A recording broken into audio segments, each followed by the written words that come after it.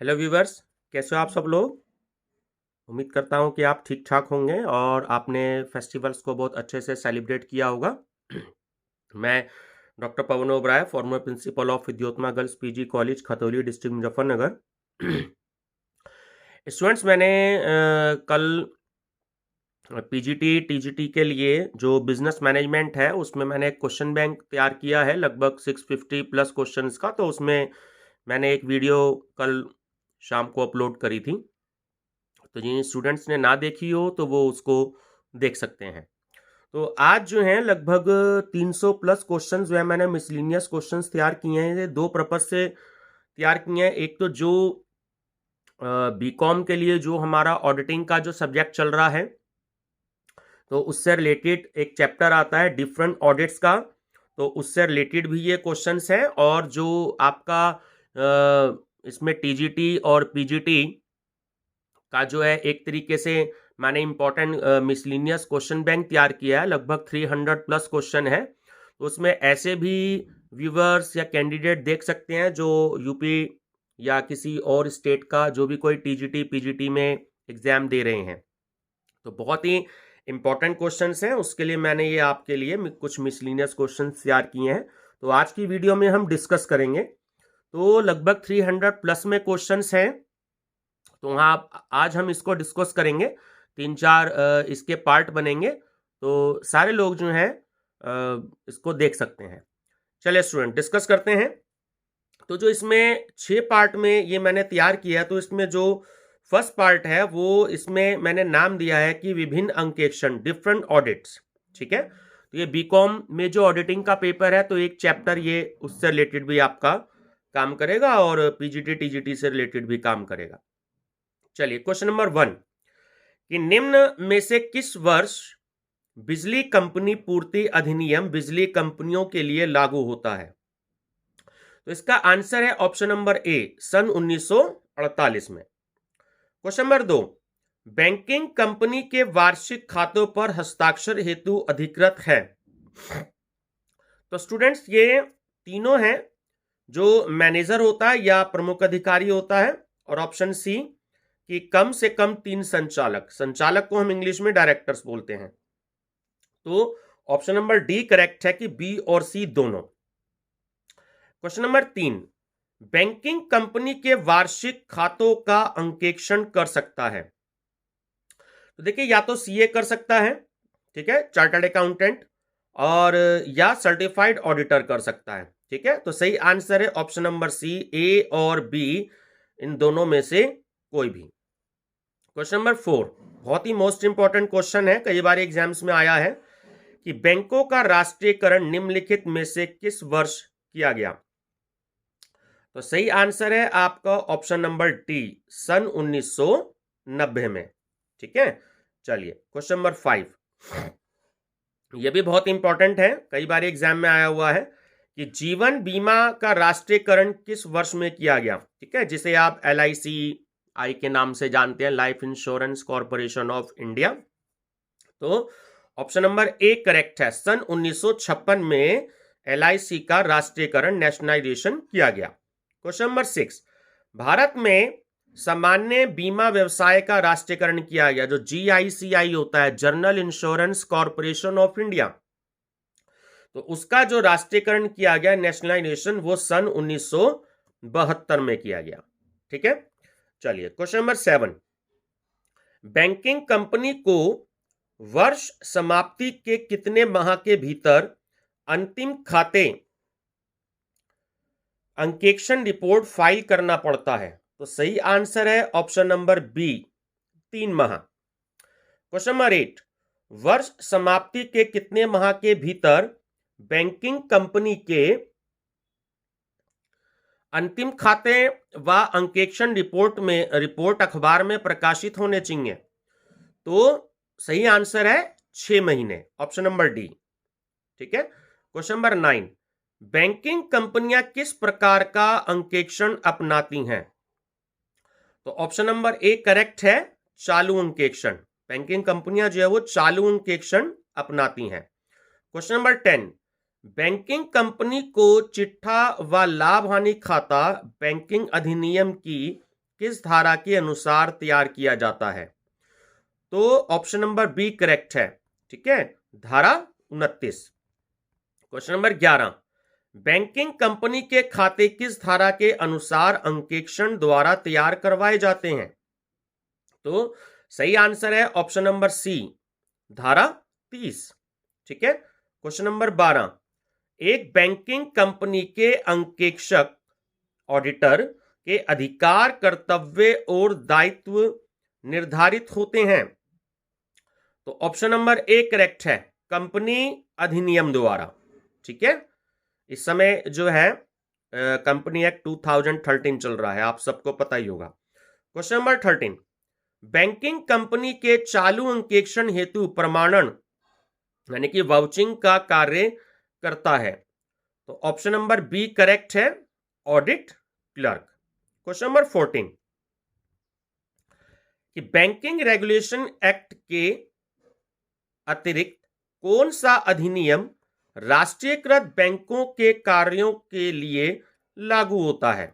ठीक है, तो देखिए इसमें तीनों ही होते हैं। जो state Bank of India act है 1955, ये अपने आप में क्वेश्चन है, आपको ध्यान रखना है।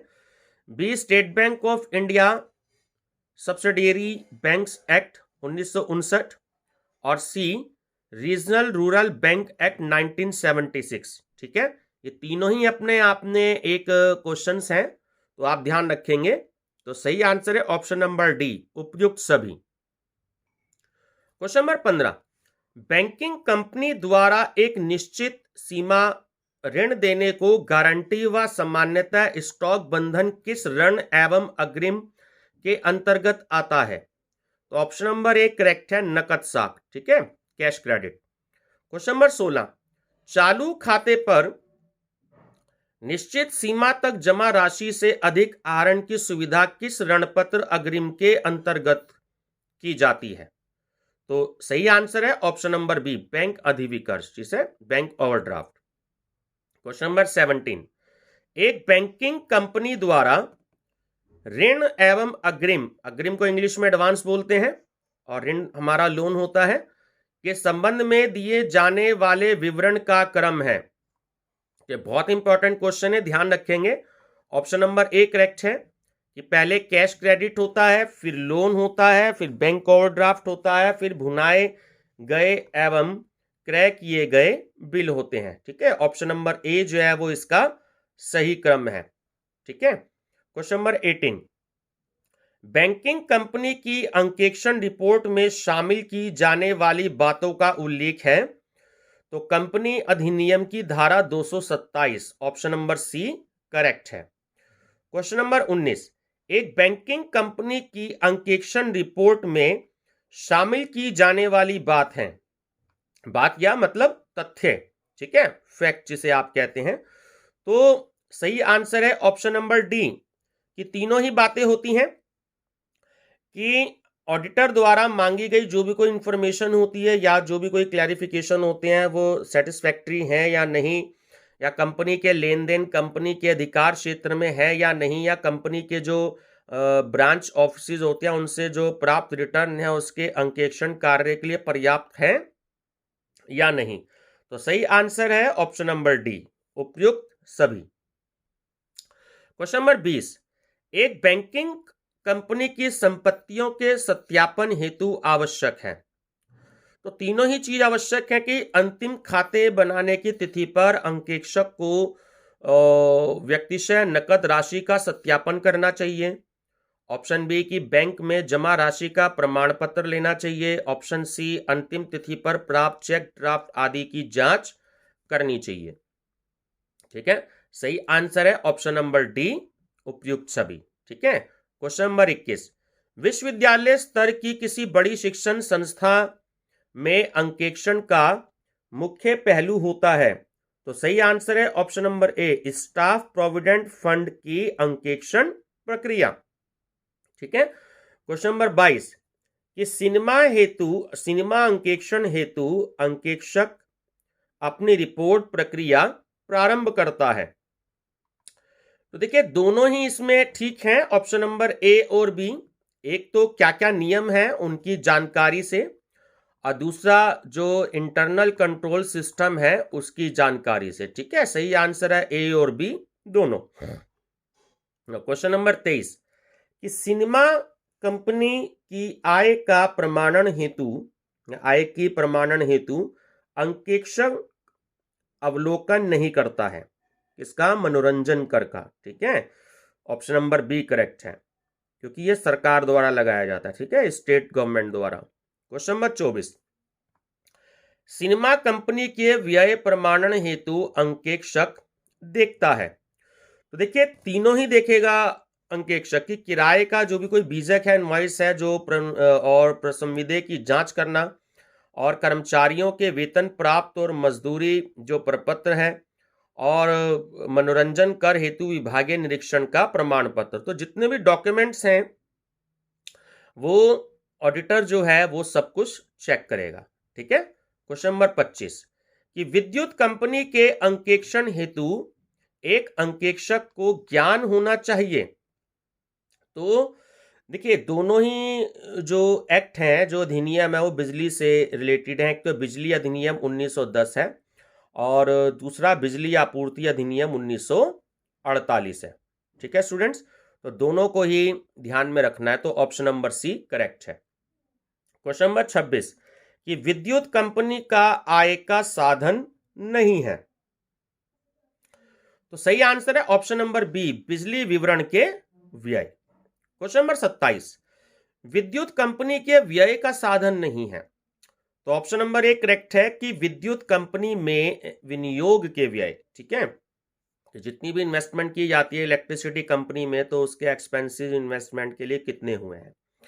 क्वेश्चन नंबर 28 विद्युत कंपनी के अंकेक्षण हेतु अंकेक्षक को ध्यान रखना चाहिए। तो देखिए तीनों ही बातों का ध्यान रखना है कि अधिनियम, सीमा नियम और अंतर नियमों का, आंतरिक नियंत्रण प्रणाली का, और उपभोक्ता छूट संचय खाते का। ठीक है, सही आंसर है ऑप्शन नंबर डी, उपयुक्त सभी। क्वेश्चन नंबर 29 बीमा कंपनी द्वारा दावों के भुगतान के सत्यापन में अंकेक्षक का कार्य है।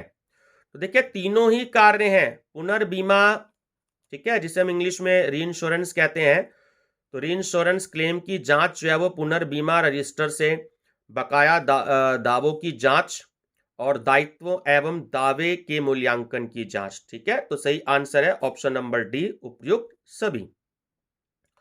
क्वेश्चन नंबर 30 बीमा कंपनी के अंकेक्षण हेतु अंकेक्षक को जानकारी होनी चाहिए।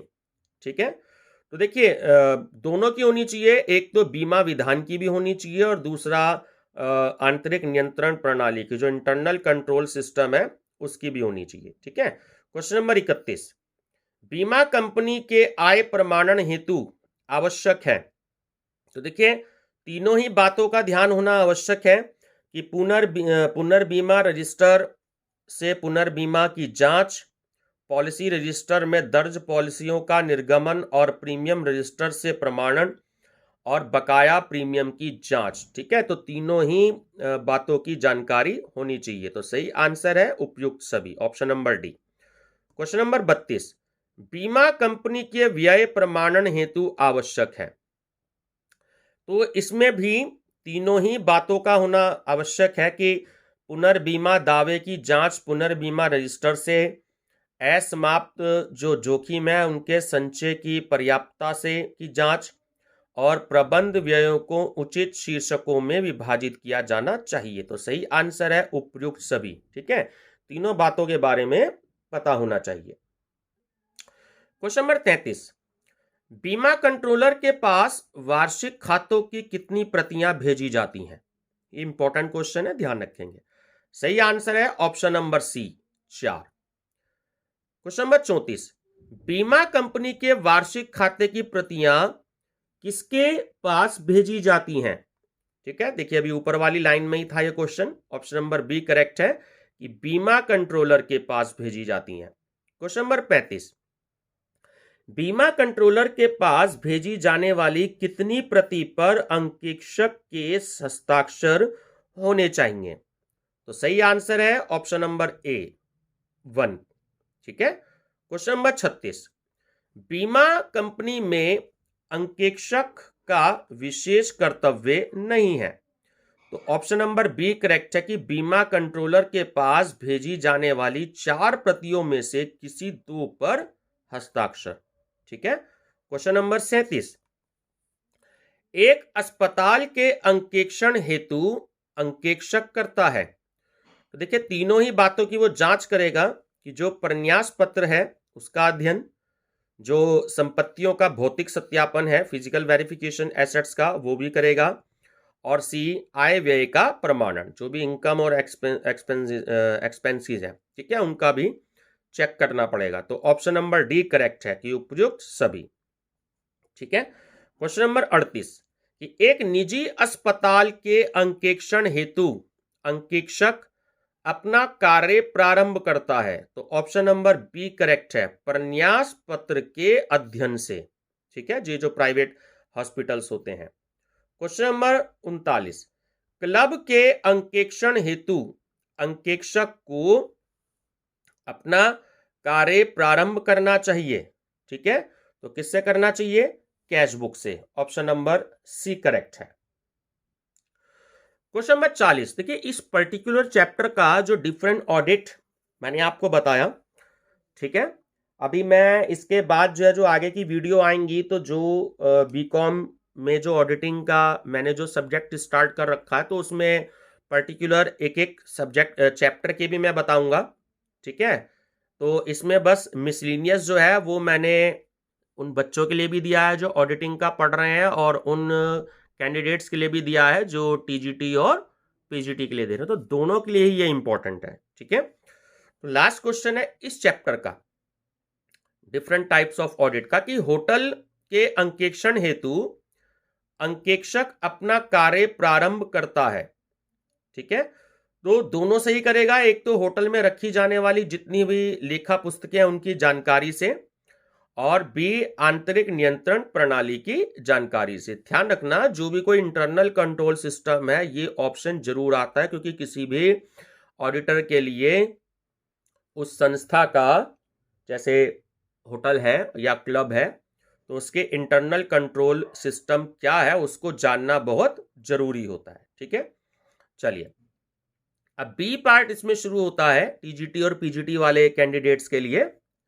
ठीक है, दोनों के लिए ही है, ऑडिट का भी और ये भी, कि accounts of non profit making organisations. ठीक है, चलिए नंबर फर्स्ट, कि गैर व्यापारिक संस्थाएं लाभ हानि ज्ञात करने के लिए कौन सा खाता जो है वो तैयार करती हैं। तो सही आंसर है ऑप्शन नंबर सी, आय व्यय खाता। ठीक है, income expenditure account. Question number 2, कि देखिए व्यूवर्स मैंने इसमें कुछ न्यूमेरिकल भी रखे हैं, तो आंसर भी टिक लगा दिए। ठीक है, तो बीच में अगर मेरे को समय मिलता है तो मैं इनको जो है आपको सॉल्व करके भी बताऊंगा। अगर आप लोग नहीं कर पाएंगे या कुछ प्रॉब्लम होती है तो आप मेरे को कमेंट बॉक्स में आप लिख करके भेज सकते हैं, तो मैं इन्हें आपको सॉल्व भी करके बता दूंगा कि आंसर किस तरीके से आएगा। ठीक है, चलिए फिलहाल मैंने यहां पर सिर्फ आंसर ही टिक लगाए हैं। तो क्वेश्चन नंबर 2 है कि स्टेशनरी के लिए किया गया भुगतान 1670 रुपए, और वर्ष के अंत में जो हमारा क्लोजिंग स्टॉक है वो है 140 रुपए, तो प्रॉफिट एंड लॉस में डेबिट होंगे। ठीक है, ठीक है, क्लोजिंग स्टॉक जो होता है वो माइनस किया जाता है। ठीक है ना, ये आप सब जानते हैं। तो 1000 सीधी सी बात है, 70 में से 40 गए 30 और 16 में से 1 गया 15, तो आप 1670 में से 140 को क्लोजिंग स्टॉक को माइनस कर देंगे तो आपका आंसर आ जाएगा ऑप्शन नंबर है 1530। क्वेश्चन नंबर 3, आय व्यय खाते में डेबिट की जाने वाली राशि होगी। ठीक है, तो जो एक्सपेंसेस हैं वो हैं आपके 1800, और जो अदत्त व्यय हैं वो आपके हैं 1 जनवरी 2004 के 500। ठीक है, और जो आपके आउटस्टैंडिंग एक्सपेंसेस हैं आपके 3 दिसंबर 2004 के। ठीक है, ये यहाँ पर 31 दिसंबर होना था, थोड़ा सा मिसप्रिंट हो गया है, 3 नहीं है 31 दिसंबर है। ठीक है, 400 रुपये। तो इसमें आपको ध्यान रखना है, अगर आप 1800 में 1800 में 500 को जोड़ देते हैं ये आपको प्लस माइनस कर लेना है तो आपका आंसर आ जाएगा। ठीक है, 1700 रुपए। चलिए क्वेश्चन नंबर 4 की बात करते हैं। निम्नलिखित में से प्राप्ति एवं भुगतान खाते में डेबिट की जाने वाली राशि होगी। तो वर्ष के बाद हो गया 1260 रुपए, क्लोजिंग स्टॉक हो गया आपके 50 रुपए, प्रीमिलरी स्टॉक हो गया आपके 300 रुपए, और जो आपके ओपनिंग क्रेडिटर्स हो गए वो हो गए 200 रुपए, और जो क्लोजिंग क्रेडिटर्स हो गए वो हो गए 130 रुपए। ठीक है, तो सही आंसर आपका हो जाएगा इसमें ऑप्शन नंबर ए, 1080 रुपए।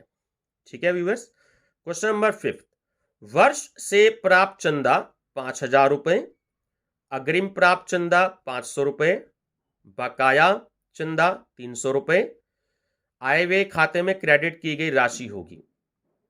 तो आपका सही आंसर होगा ऑप्शन नंबर बी, 4800 रुपए। ठीक है, चलिए क्वेश्चन नंबर 6।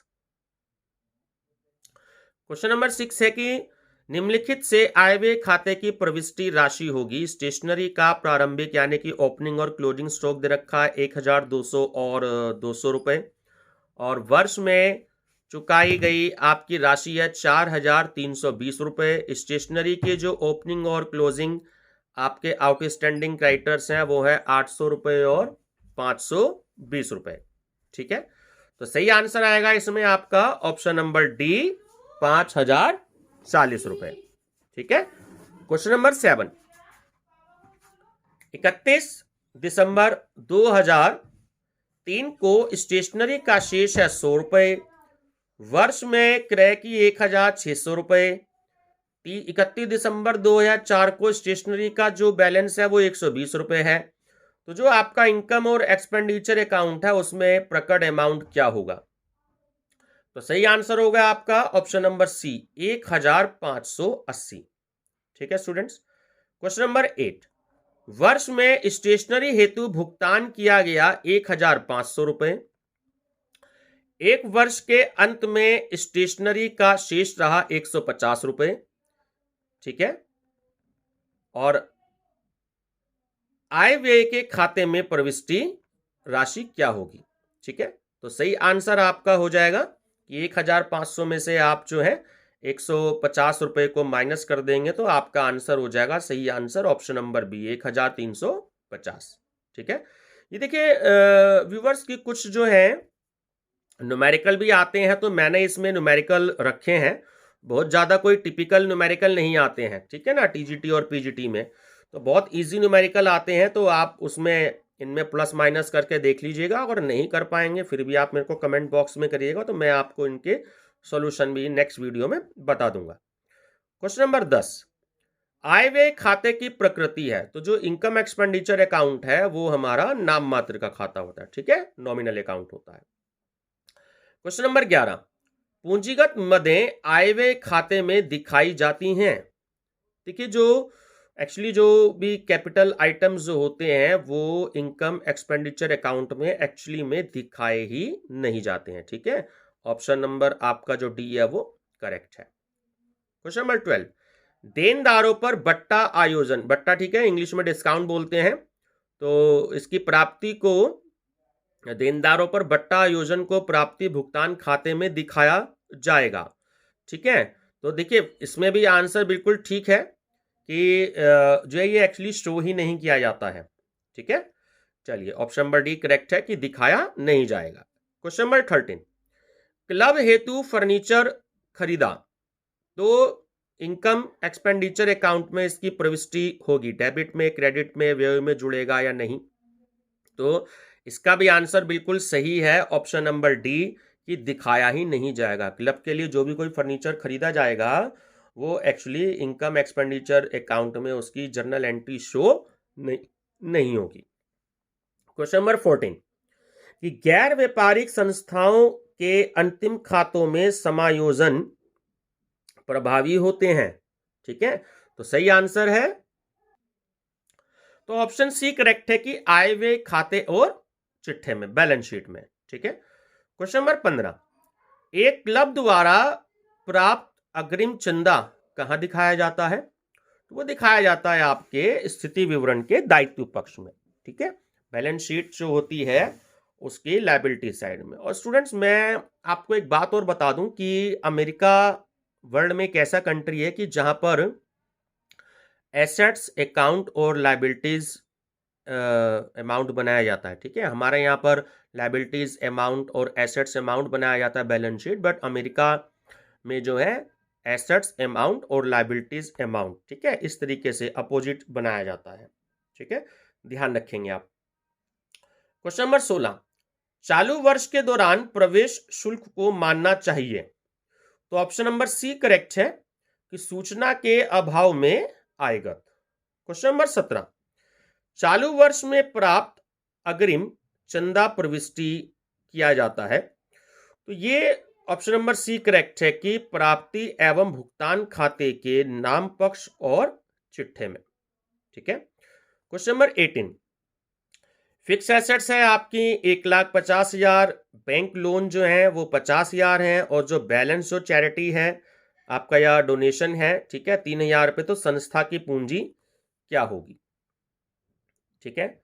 तो आप 1,50,000 रुपये में 3,000 को प्लस कर देंगे तो 1,53,000 रुपये हो जाएंगे, ठीक है। उसमें से 50,000 रुपये जो बैंक लोन है वो माइनस कर देंगे तो 1,03,000 रुपये आपका आंसर आ जाएगा। ऑप्शन नंबर डी करेक्ट है। क्वेश्चन नंबर 19 कि आय व्यय खाते में वेतन की राशि 15,000 रुपये है, प्राप्ति भुगतान खाते में वेतन 12,000 रुपये है, तो अंतर का कारण है, कितने से डिफरेंस हो गया। तो 15,000 में से 12,000 माइनस कर देंगे तो 3,000 रुपये का वेतन जो है वो बकाया है। ऑप्शन नंबर ए करेक्ट है, ठीक है। क्वेश्चन नंबर 20, आय व्यय खाते की मदों का संबंध होता है, तो वो होता है ऑप्शन नंबर ए, ठीक है, वर्तमान वर्ष से, ठीक है। क्वेश्चन नंबर 21 कि निम्नलिखित में आय व्यय खाते में ना लिखी जाने वाली मद है, तो वो होता है आपका विशिष्ट दान। जो भी कोई स्पेसिफिक डोनेशन दिया जाता है तो हम उसे इनकम एक्सपेंडिचर खाते में नहीं लिखते हैं। क्वेश्चन नंबर 22 कि निम्नलिखित में से कौन सी मद प्राप्ति भुगतान खाते एवं आय व्यय खाते दोनों में लिखी जाती है। वो ऑप्शन नंबर डी करेक्ट है कि मानदेय का भुगतान, ठीक है, इसे दोनों साइड लिखा जाता है। क्वेश्चन नंबर 23, एक पत्रिका के प्रकाशन द्वारा पेशगी प्राप्त चंदा वर्गीकृत किया जाना चाहिए। तो ऑप्शन नंबर बी करेक्ट है, अनुपार्जित लाभ, ठीक है। क्वेश्चन नंबर 24, आय व्यय खाता रखता है, तो ऑप्शन सी करेक्ट है कि कोई भी प्रारंभिक शेष जो है वो नहीं रखता आय व्यय खाता। क्वेश्चन नंबर 25, निवेश पर ब्याज प्राप्त हुआ 500 रुपए, इसमें पूर्व वर्ष का अर्जित ब्याज है 100 रुपए, ठीक है, शामिल है, तो आय व्यय खाते में प्रकट होंगे। तो माइनस कर देंगे 500 में से 400, तो सही आंसर आ जाएगा आपका 100 माइनस कर देंगे 500 में से तो 400 रुपए, ठीक है। क्वेश्चन नंबर 26 कि प्राइस फंड 4,000 रुपये, प्राइजेस पेड 1,500 रुपये। तो जो आय व्यय खाते में ले जाने वाली राशि जो होगी तो एक्चुअली देखिए कुछ भी नहीं होगी। प्राइस फंड में से अगर प्राइस पेड किया जाता है तो किसी भी अमाउंट को हम नहीं ले जाएंगे। तो सही आंसर है आपका ऑप्शन नंबर डी, कुछ नहीं। क्वेश्चन नंबर 27, मैच फंड 5,000 रुपये, एक्सपेंसिस ऑफ मैच 6,200 रुपये, तो आय व्यय खाते में ले जाई जाएगी। तो देखिए 1,200 रुपये इसलिए क्योंकि जो फंड था वो केवल 5,000 रुपये का था, लेकिन जो एक्सपेंसेस थे वो ज़्यादा हो गए, 6,200 रुपये, ठीक है। तो इसलिए 6,200 में से आप 5,000 माइनस कर देंगे तो 1,200 रुपये, ठीक है, करेक्ट आंसर है option number A. Question number 28, प्राप्ति भुगतान खाता है, तो ऑप्शन नंबर ए करेक्ट है, रोकड़ बही का सारांश, ठीक है। क्वेश्चन नंबर 29, प्राप्ति भुगतान खाते में बकाया खर्च एवं पूर्वदत्त व्यय लिखे जाते हैं, तो कहां लिखे जाते हैं। तो ऑप्शन नंबर डी करेक्ट है कि उपयुक्त में से कोई नहीं, ठीक है, किसी में भी नहीं। चलिए क्वेश्चन नंबर 30, प्रारंभिक शेष से चालू होकर अंतिम शेष से बंद होने वाला खाता है, तो ऑप्शन नंबर डी करेक्ट है, प्राप्ति एवं भुगतान खाता, ठीक है। क्वेश्चन नंबर 31, आय व्यय खाता तैयार करते हैं, तो जो आय व्यय खाता तैयार करते हैं वो करते हैं ऑप्शन नंबर सी, सार्वजनिक हितार्थ संस्थाएं। ठीक है, ध्यान रखेंगे। क्वेश्चन नंबर 32, निम्नलिखित में से सही जो है हमें बताना है। देखिए मैचिंग का आ गया है, एग्जाम में कई मैचिंग पूछे जाते हैं तो बहुत इंपॉर्टेंट है, आप ध्यान रखेंगे।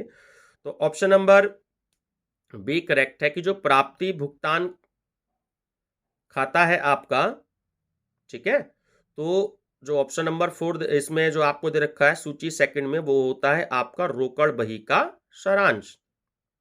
ठीक है, अगर हम आय व्यय खाता की बात करें तो वो है आपका पूंजीकृत। अगर हम भवन कोष की बात करें सी पॉइंट, तो वो आता है दायित्व के साथ। और अगर हम डी की बात करें आजीवन सदस्यता शुल्क, तो वो आता है आपका आयगत मदें के साथ। ठीक है, आपका ऑप्शन नंबर बी करेक्ट है। क्वेश्चन नंबर 33, निम्नलिखित में गैर व्यापारिक संस्था है। देखिए जो रोटरी क्लब है ना वो गैर व्यापारिक है, बाकी जितने भी ग्वालियर ग्रेसिम है और BML लिमिटेड है और म्यूचुअल फंड है, ये सब व्यापारिक संस्थाएं हैं। क्वेश्चन नंबर 34, जन सेवा करने वाली संस्थाएं लाभ ज्ञात करने हेतु तैयार करती हैं। ठीक है, तो आय व्यय खाता तैयार करती हैं, ऑप्शन नंबर सी करेक्ट है। क्वेश्चन नंबर 35, निम्नलिखित में गैर व्यापारिक संस्था कहलाएगी। तो देखिए जो स्टडी सोसाइटी है ना, ऑप्शन नंबर डी वो करेक्ट है। बाकी होटल ताज हो गया, परिवहन कंपनी हो गया, विद्युत प्रदाय कंपनी हो गया, ये सारी व्यापारिक संस्थाएं हैं तीनों। क्वेश्चन नंबर 36, कि ये हमें मैचिंग बताना है कि गैर व्यापारिक संस्थाओं के जो मूल लेखे हैं, जो ओरिजिनल जो अकाउंट्स की जो बुक्स हैं, वो कौन कौन सी हैं। देखिए एक तो सेकंड कैश बुक, एक है फोर्थ स्टॉक रजिस्टर और एक है फिफ्थ सदस्य रजिस्टर। ठीक है, तो ऑप्शन नंबर बी आपका करेक्ट है। क्वेश्चन नंबर 37, कि सदस्यता शुल्क एवं प्रवेश शुल्क की जांच की जाती है। तो वो की जाती है ऑप्शन नंबर सी, सदस्यों के रजिस्टर से। क्वेश्चन नंबर 38, भुगतान प्राप्ति भुगतान खाते का डेबिट पक्ष प्रकट करता है।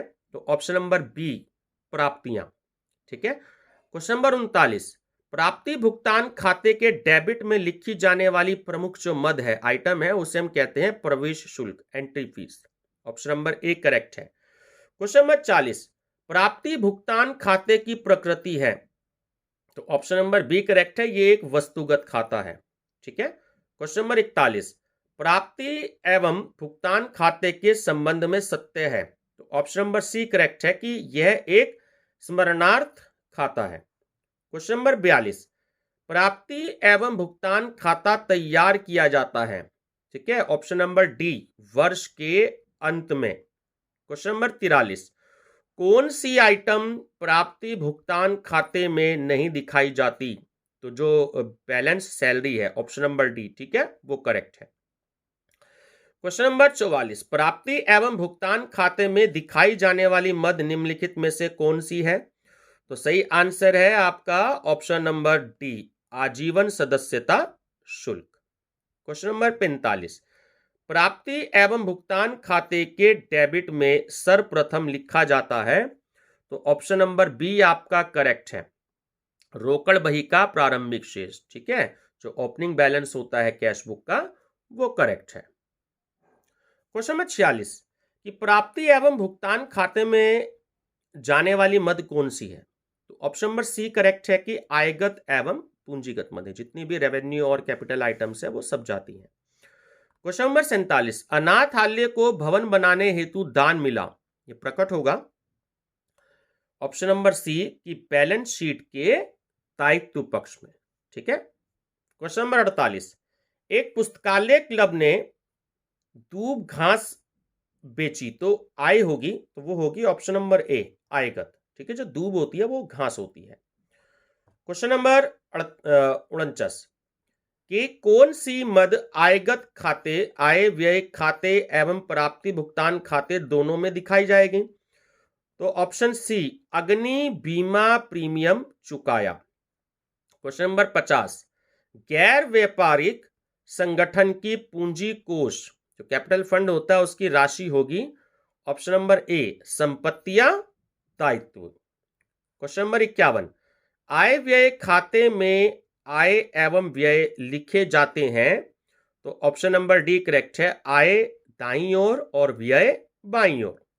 क्वेश्चन नंबर 52, प्राप्ति भुगतान खाते में प्राप्तियां दिखाई जाती हैं, तो ऑप्शन नंबर ए करेक्ट है, डेबिट पक्ष में। क्वेश्चन नंबर 53, प्राप्ति एवं भुगतान खाते में कौन सी मद जमा पक्ष में लिखी जाएगी, तो ऑप्शन नंबर डी करेक्ट है आपका कि नकद मजदूरी की।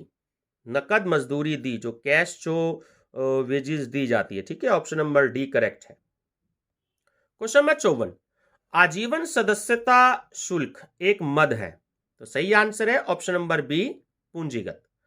क्वेश्चन नंबर 55, प्रवेश शुल्क है, तो ऑप्शन नंबर सी है आयगत या पूंजीगत दोनों। क्वेश्चन नंबर 56, साइकिल स्टैंड बनाने हेतु दान प्राप्त हुआ, यह प्राप्ति है, ए पूंजीगत। ठीक है, साइकिल स्टैंड को बनाने के लिए जो डोनेशन मिला है ना, तो ये ऐसे जो भी कोई अमाउंट होते हैं वो हमारे पूंजीगत होते हैं। ठीक है। क्वेश्चन नंबर 57, क्लब की गतिविधियों के संचालन हेतु दान की प्राप्ति हुई, तो दान की प्राप्ति दिखाई जाएगी, तो ऑप्शन सी प्राप्ति एवं भुगतान तथा आय व्यय दोनों में। ठीक है। क्वेश्चन नंबर 58, विद्यालय के वार्षिक उत्सव कोष का शेष 5,000 रुपये है और वार्षिक उत्सव पर व्यय 2,500 हुए, तो यह राशि लिखी जाएगी। तो जाहिर सी बात है कि वार्षिक उत्सव से रिलेटेड है, तो वार्षिक उत्सव कोष में, ऑप्शन नंबर बी करेक्ट है। ठीक है। क्वेश्चन नंबर 59, पुराने समाचार पत्रों की रद्दी के विक्रय की आय है, तो ये ऑप्शन नंबर बी करेक्ट है, आयगत प्राप्ति। क्वेश्चन नंबर 60, पुरानी संपत्तियों से बिक्री प्रकट की जाएगी, तो ऑप्शन नंबर डी करेक्ट है। ठीक है, कि चिट्ठे के संपत्ति पक्ष में संपत्तियों में से घटाकर। क्वेश्चन नंबर 61, पुरानी संपत्तियों की बिक्री से प्राप्त राशि है, तो ऑप्शन नंबर ए करेक्ट है, पूंजीगत प्राप्ति। क्वेश्चन नंबर 62, रोटरी क्लब के चिट्ठे में निम्नलिखित में से कौन सा चंदा नहीं लिखा जाएगा, तो ऑप्शन नंबर बी, ये पहले भी आया था अभी क्वेश्चन, ठीक है, थोड़ा लैंग्वेज का अंतर है, कि चालू वर्ष का चंदा। ठीक है। क्वेश्चन नंबर 63, अग्रिम चंदा प्राप्त किया प्रविष्टि नहीं होगी, तो ऑप्शन नंबर बी आय व्यय खाते में नहीं होगी। क्वेश्चन नंबर 64, एक स्कूल का आय व्यय खाता डेबिट होगा। ठीक है, तो देखिए भूगोल विषय के नक्शे खरीदे, ऑप्शन नंबर सी करेक्ट है। क्वेश्चन नंबर 65, पुराना फर्नीचर बेचा 670 रुपए में और बुक वैल्यू जो है वो 550 रुपए की है, तो आय व्यय खाते में लिखी जाने वाली राशि होगी, सीधी सी बात है कि 670 में से 550 रुपए माइनस हो जाएंगे। ठीक है, ऑप्शन नंबर सी करेक्ट है, 120 रुपए। क्वेश्चन नंबर 66, वर्ष 1999 में 1,500 रुपए, वर्ष 2000 में 16,000 रुपए, वर्ष 2001 में 1,400 रुपए और 31 दिसंबर 2002 को जो आउटस्टैंडिंग है वो है आपका 900 रुपए। वर्ष 2000 के आय व्यय खाते में जो जर्नल एंट्री होगी, जो अमाउंट होगा वो होगा आपका 16,900 रुपए। ठीक है। क्वेश्चन नंबर 67, 31 दिसंबर 2000 को आय अदद चंदा 2,050 रुपए और 1 जनवरी को अदद चंदा 750 रुपए। तो जो इनकम एक्सपेंडिचर अकाउंट है उसमें आपका कितना अमाउंट आएगा, तो वो आपका आ जाएगा 12,400 रुपए। ठीक है, चलिए क्वेश्चन नंबर 68, सन 2000 में चंदे की प्राप्त राशि 8,000 रुपए, 1 जनवरी 2000 को अदद 2,000 रुपए, 31 दिसंबर 2000 को अदद 400 रुपए, तो इनकम एक्सपेंडिचर अकाउंट में प्रकट राशि क्या होगी, तो सही आंसर आपका हो जाएगा 8,200 रुपए, option number C. Question number 69, वर्ष 2000 में प्राप्त चंदा 780 रुपए, 1 जनवरी 2000 को अदद 15 रुपए, 31 दिसंबर 2000 को अदद 20 रुपए, प्राप्ति भुगतान खाते में प्रकट की जाने वाली राशि क्या होगी। ठीक है, तो सही आंसर है आपका ऑप्शन नंबर ए 780 रुपए। चलिए व्यूवर्स, इस वीडियो का लास्ट क्वेश्चन है आपका क्वेश्चन नंबर 70 कि वर्ष 2000 में चंदे से आए 45,000 रुपये, वर्ष 2000 में अग्रिम प्राप्त चंदा 3,600 रुपये, 31 दिसंबर 2000 को अदद चंदा 1,400 रुपये और 31 दिसंबर 2000, ठीक है, प्राप्ति भुगतान खाते में दर्ज राशि क्या होगी। तो 31 दिसंबर 2000 को प्राप्ति भुगतान खाते में जो अमाउंट आएगा वो आएगा आपका 47,200 रुपये। चलिए स्टूडेंट्स, ये जो मैंने आपको बताया, क्योंकि वीडियो फिर ज़्यादा बड़ी हो जाएगी, तो इससे आगे के क्वेश्चन जो है वो हम अगली वीडियो में डिस्कस करेंगे। तो ये जो बीकॉम में हमारा ऑडिटिंग चल रहा है उससे आगे के देखिएगा, मैंने तैयार किया audit of government companies and holding companies. तो जो हमारी बीकॉम की सीरीज चल रही है ऑडिटिंग की, तो ये उससे रिलेटेड भी आप पे काम करेंगे क्वेश्चंस, ठीक है, हमारा चैप्टर कवर हो रहा है, और साथ के साथ टीजीटी और पीजीटी से रिलेटेड भी हमारे काम करेंगे। तो अगर वीडियो पसंद आए तो लाइक शेयर सब्सक्राइब जरूर करिएगा, और वीडियो को शुरू से लास्ट तक जरूर देखिएगा, ताकि जो भी कोई इंपॉर्टेंट बातें बीच में बताई जाती हैं मेरे द्वारा तो आप उसको आपको उसके बारे में पता लग जाए। ठीक है स्टूडेंट्स, कोई सजेशन हो आप मुझे कमेंट बॉक्स में दे सकते हैं, मैं और अच्छे से अच्छे क्वेश्चंस लाने के लिए आपके लिए बिल्कुल जो है, जो भी मैं क्वेश्चंस तैयार कर रहा हूँ, भरपूर कोशिश कर रहा हूँ कि आपको अच्छे से अच्छे क्वेश्चंस दिए जाएं। ठीक है, चलिए स्टूडेंट्स, थैंक यू।